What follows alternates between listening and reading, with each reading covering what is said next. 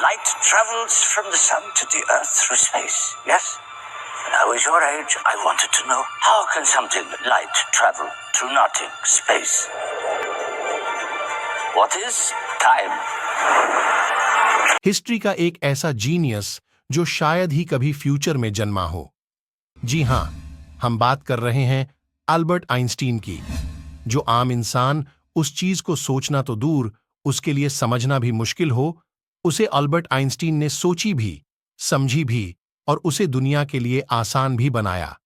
Albert Einstein एक physicist थे जिन्होंने थ्योरी ऑफ रिलेटिविटी E=mc² और फोटो इलेक्ट्रिक इफेक्ट के लॉस बनाकर पूरी दुनिया को हैरान कर दिया था, जिसके लिए उन्हें बाद में नोबेल पुरस्कार से भी नवाजा गया।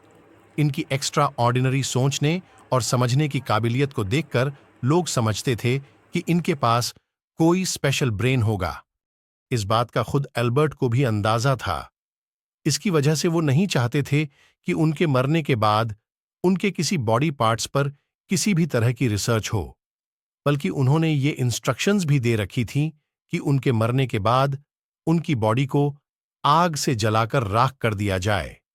लेकिन एल्बर्ट को जिस बात का डर था वो ही हुआ।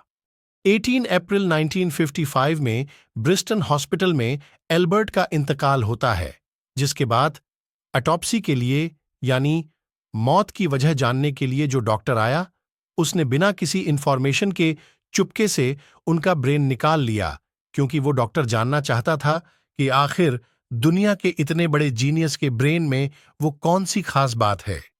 ब्रेन को चुराने वाले डॉक्टर थे थॉमस हार्वी, जिनको अपने साथ इस होने वाले अंजाम से ज्यादा इस स्पेशल ब्रेन की स्टडी करने में दिलचस्पी थी। जब इनकी इस हरकत का पता चलता है तो हार्वी अपनी जॉब से हाथ धो बैठे, लेकिन जैसे तैसे एल्बर्ट के बेटे हंस एल्बर्ट से परमिशन लेकर उनके पिता के ब्रेन की खासियत का पता करने के लिए काम शुरू किया, ताकि इसे पूरी दुनिया के सामने लाया जा सके। डॉक्टर हार्वी एक पैथोलॉजिस्ट थे जो सिर्फ पोस्टमार्टम करना जानते थे। यह सिर्फ उनका ख्याल था कि इतने बड़े जीनियस के ब्रेन पर वो रिसर्च कर पाएंगे। अब कंडीशन ये थी कि हार्वी ब्रिस्टन हॉस्पिटल से हाथ धो बैठे थे, और तो और अपने पैथोलॉजिस्ट का औहदा भी। इसके बाद वो ब्रेन को लेकर पेंसिल्वानिया के शहर फिलाडेल्फिया जाते हैं। उस ब्रेन की उन्होंने कई फोटोज ली और 240 छोटे छोटे पीसेस में काट के अलग अलग जार में रखकर घर में छिपाकर रखा करते थे। इस बात पर हार्वी का अपनी पत्नी से अक्सर झगड़ा होता था। वो अक्सर ऐसा कहती थी कि वो इस ब्रेन को कहीं फेंक देगी। झगड़ा इतना बढ़ गया कि हार्वी को उन्हें डाइवोर्स देना पड़ा। अब हार्वी जाते हैं कैंसेज के शहर विचिटा, जहां एक बायोलॉजिकल टेस्टिंग लैब में सुपरवाइजर की नौकरी करने लगे और अपने फॉरेंसिक टाइम में ब्रेन पर रिसर्च करते थे।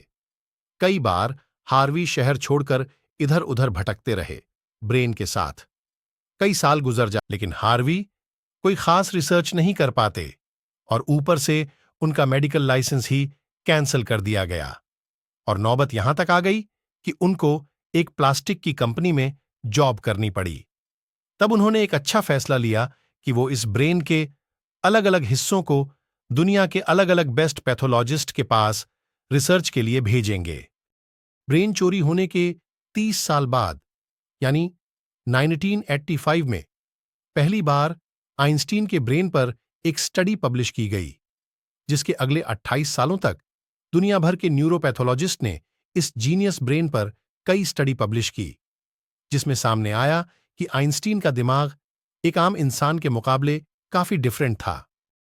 सबसे बड़ा डिफरेंस पाया गया ब्रेन के कोर्पस कैलोसम हिस्से में।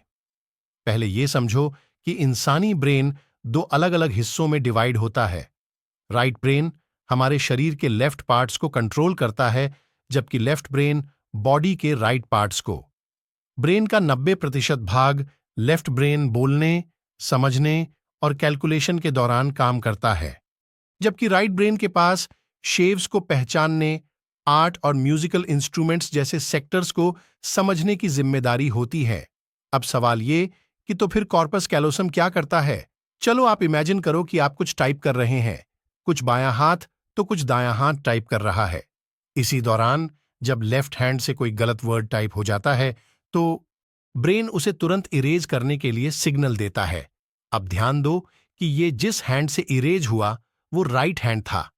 ब्रेन के ये दो पार्ट्स जिस चीज से कम्युनिकेट करते हैं उसे कहा जाता है कॉर्पस कैलोसम, और ये आइंस्टीन के ब्रेन में आम इंसानों के मुकाबले काफी बड़ा था।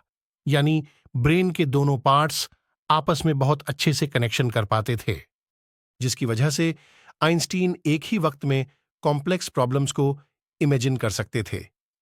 इनके ब्रेन में न्यूरॉन्स का फ्लो बहुत ज्यादा होता था। अल्बर्ट आइंस्टीन मैथमेटिकल प्रॉब्लम्स को बिना पेन पेपर के कम समय में अपने माइंड में ही सॉल्व कर सकते थे। न्यूरॉन्स ज्यादा होने की एक और वजह थी, जब उनके ब्रेन का वजन नापा गया तो पाया गया कि आम इंसानों का ब्रेन 1400 ग्राम का होता है, लेकिन अल्बर्ट के ब्रेन का वजन था 1230 ग्राम।